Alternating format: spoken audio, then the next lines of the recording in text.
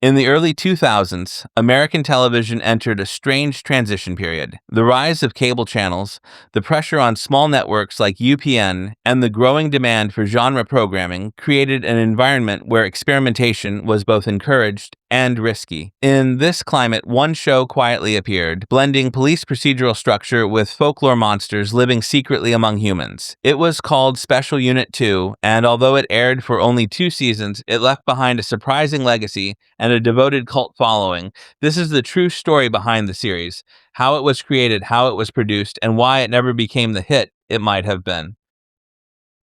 Special Unit 2 premiered on April 11th, 2001 on the United Paramount Network, commonly known as UPN. The network was still relatively young and searching for an identity. Its programming slate included comedies, dramas, and experimental genre shows that often struggled to find consistent audiences. Among these projects, Special Unit 2 stood out immediately because of its unusual concept. The series was created by Evan Katz, who later became known for his work on the show 24. Katz pitched Special Unit 2 as a police unit tasked with tracking and controlling a hidden population of creatures called lynx. These lynx were mythological beings such as gargoyles, gnomes, and other folkloric monsters disguised within modern society. While many shows in that era dealt with paranormal or supernatural threats, very few combined them with the structure of a traditional cop series the way Special Unit 2 did. The premise centered on two primary characters, Detective Nick O'Malley and Detective Kate Benson. Nick O'Malley, played by Michael Landis, was introduced as a hardened police officer who had personal history with the Lynx. Michael Landis had gained earlier recognition from his work on Lois and Clark, The New Adventures of Superman, and his casting gave the show a grounded lead character familiar to viewers of science fiction and fantasy television. His partner, Kate Benson, played by Alexandra Lee, brought a contrasting element to the show. Lee had previous experience in both dramatic and genre roles, and her character was written as someone who had believed in unexplained phenomena long before joining the secretive unit. Her perspective made her a natural fit to investigate cases that defied ordinary explanation. Another standout casting choice was Danny Woodburn, who portrayed Carl, a gnome and informant who supplied the unit with intelligence about link activity. Woodburn's performance provided both comedic timing and important world building, since Carl served as a bridge between the human police and the hidden link population. Woodburn was already well known for his recurring role on Seinfeld, and his involvement added recognizable talent to the series. Richard Gant played Captain Richard Page, the commanding officer who oversaw Special Unit 2 and often had to balance secrecy with departmental responsibility. Gant had appeared in a wide range of television and film roles, and his presence gave authority to a show that mixed humor, drama, and paranormal themes. Behind the scenes, production was handled by Paramount Television, with Rego Park Film and Television also involved. Although the show was set in Chicago, much of the filming took place in Vancouver, British Columbia. This was common for many early 2000s genre shows due to tax incentives, lower production costs, and convenient access to diverse filming locations.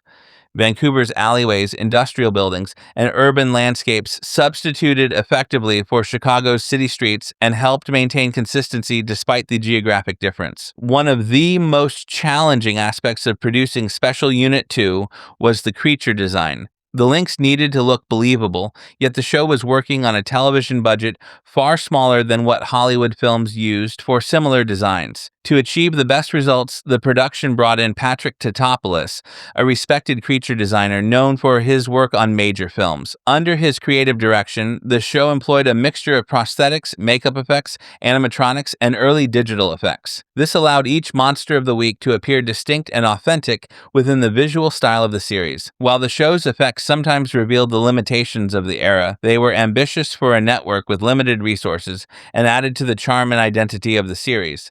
The tone of Special Unit 2 was another unique characteristic. Instead of leaning heavily into horror or dark supernatural themes, the show balanced its mythology with comedy and procedural detective work. This made it stand out from contemporary series such as The X-Files, which maintained a serious tone throughout.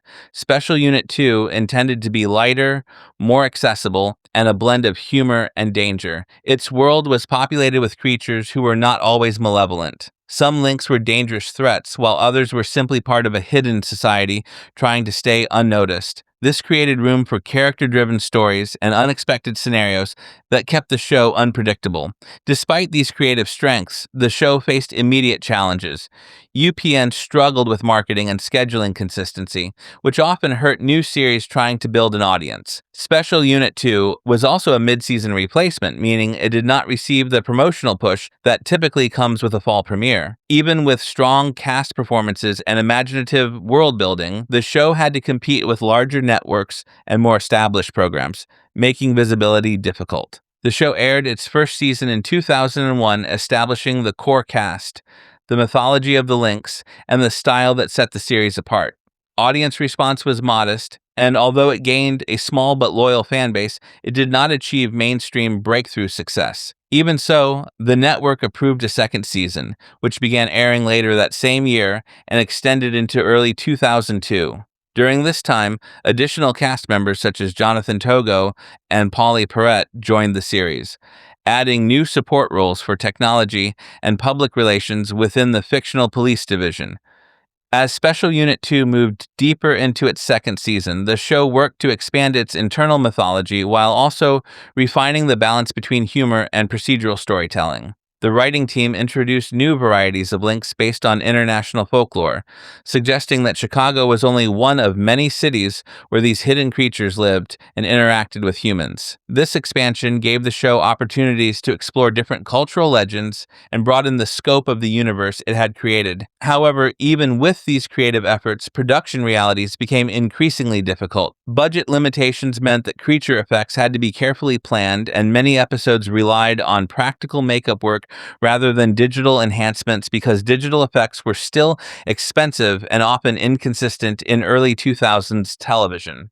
These limitations did not diminish the enthusiasm of the cast and crew, who continued to push the show's inventive premise. Michael Landis and Alexandra Lee developed a more natural on-screen partnership as their characters grew accustomed to working together within the secretive police division. Danny Woodburn remained a standout, providing essential comedic rhythm while also reinforcing important world building as the audience's primary gateway to Link Society. Behind the scenes, the practical effects team regularly worked long hours to design masks, prosthetics, and animatronics that could be filmed efficiently on a television schedule. Their work allowed Special Unit 2 to create a diverse lineup of creatures, despite the constraints of time and funding. During this period, UPN itself began going through internal changes. Network direction shifted due to management turnover, and several shows faced increased pressure to deliver stronger ratings. Special Unit 2 had a loyal viewership, but the audience numbers were not high enough to guarantee security on a network trying to stabilize its programming. Competing against larger networks made the situation more difficult. UPN relied on niche audiences, and shows with unconventional formats such as Special Unit 2 often struggled to earn the widespread attention needed for survival. The show's blend of comedy, procedural structure, and monster mythology also made it harder to market, since it did not fit into a single easily promoted category. This contributed to the show's visibility challenges even as its creative direction remained consistent. The second season included broader character involvement and new plot ideas. Polly Perrette, who later became famous for her long-running role on NCIS, appeared on the show as a public relations officer who helped manage the aftermath of Link-related incidents. Her role added a new dimension to the series, illustrating how the unit covered up supernatural events to keep the public unaware of links. Jonathan Togo also appeared in the show as a technology expert for the division. These additions suggested that the creative team intended to expand the office dynamics and elevate the show beyond its original procedural format. The presence of new support staff inside the unit also hinted at future storylines, but those expansions were cut short by the network's decision not to move forward with a third season. By early 2002, UPN scheduling changes and ratings analysis led the network to cancel Special Unit 2 after a total of 19 aired episodes. An unaired pilot existed, but only the 2 produced seasons reached broadcast. While the show's cancellation was disappointing to fans, it was not unusual for UPN at the time. The network had already canceled or shortened several other genre shows during the same period due to rating struggles and programming shifts. Special Unit 2's cancellation was largely a business decision rather than a reflection of its creative potential. UPN's corporate strategy was moving toward more mainstream sitcoms and youth-focused programming as the network prepared for future partnerships that would eventually lead to the creation of the CW. Because the show ended abruptly, several planned storylines never materialized. The writers had ideas for exploring the political structures within Link Society and potentially introducing multi-episode arcs involving crime syndicates controlled by certain creatures. Plans also existed to develop more of Nick O'Malley's backstory and explore the trauma involving his former partner, which was referenced repeatedly in early episodes. Kate Benson's ability to accept supernatural events more readily than most characters also had room for growth, and the show intended to contrast her developing confidence with O'Malley's hardened skepticism. None of these longer arcs reached development due to the show's early cancellation, leaving viewers with only hints of what might have been. Even though it ended quickly, Special Unit 2 has retained a modest but steady cult following. Fans appreciated the show's unusual blend of comedy, action, and monster mythology, and many viewers discovered it years later through reruns or online discussion forums. A significant boost came in 2017 when Visual Entertainment Inc. released the complete series on DVD. This provided the first official opportunity for many viewers to watch the show in full since its original broadcast. The DVD collection included all 19 episodes, making the series accessible to a new audience that may not have been aware of its existence during its short run on UPN. Part of the show's enduring appeal lies in how different it felt compared to other early 2000s supernatural programs. While other shows leaned heavily into dark themes or horror, Special Unit 2 used its monsters to create a world that was both strange and humorous. It explored the idea that creatures from folklore could adapt to the modern world and live in plain sight. This creativity resonated with viewers who wanted something different from typical police dramas or darker paranormal shows. Its mixture of practical effects, character-driven humor, and Monster of the Week style placed it in a small category of early urban fantasy television that experimented with tone and style long before the genre became more widespread. The show also holds a place in television history because of the talent involved. Cast members such as Polly Perrette and Jonathan Togo went on to become recognizable figures on major TV series. Evan Katz, the show's creator, later earned industry recognition through his work on the highly successful series 24. Looking back at Special Unit 2 provides insight into the early careers of these individuals and shows how smaller projects can act as stepping stones toward larger accomplishments. Although Special Unit 2 never became a major network success, its creative ambition remains one of its most notable qualities. It attempted to bridge genres that were not commonly mixed, and it did so with sincerity, humor, and a clear sense of imagination.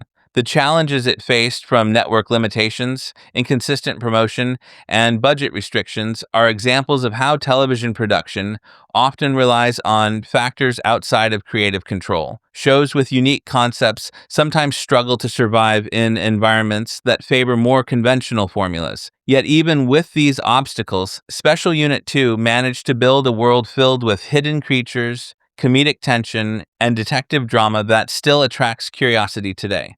Its legacy is not defined by its ratings, but by its originality. Fans continue to discuss it online, share memories of their favorite episodes, and recommend it to others who enjoy unusual or overlooked television. While short-lived, the show represents a moment in television when networks were willing to take risks on unconventional ideas. Special Unit 2 may not have achieved long-term success, but it remains an interesting part of early 2000 genre television and a reminder that some of the most inventive shows are those that never reached mainstream popularity.